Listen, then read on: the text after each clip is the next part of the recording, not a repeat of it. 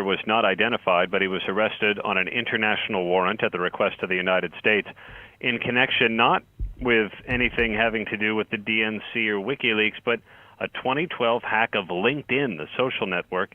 That cyber attack exposed 100 million user accounts. How did they catch the guy? Don't know.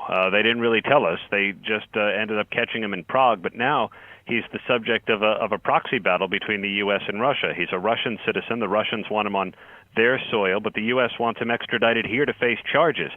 And you wonder, in this climate of suspicion about Russian actions and cyber hacking, one wonders whether he might be involved in more things. Yeah. So the Czech police arrested him on their own, or how did that all happen? He was wanted on an international warrant through Interpol. The Czech Republic arrested him.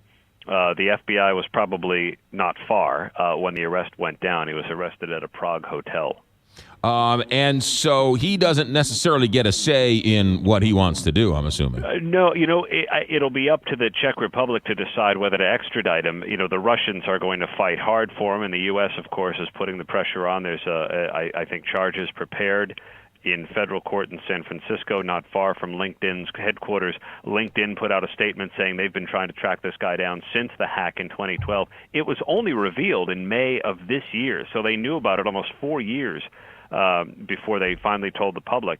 And as I say, an estimated 100 million user accounts, emails, all that was exposed.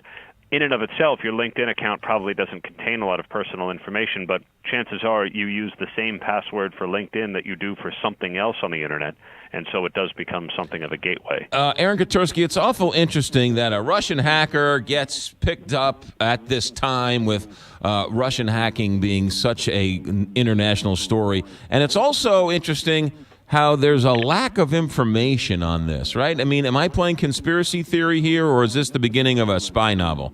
No, I think you're playing conspiracy theory, but probably with good reason, because it does, I think, raise questions. If the U.S. wants this guy extradited, and the Russians are fighting hard to get him back, one wonders whether this particular hacker, who struck in 2012 against LinkedIn, it's alleged, whether perhaps he's involved in something that, something more. When will we know if he's going to be extradited to the U.S. or back to Russia?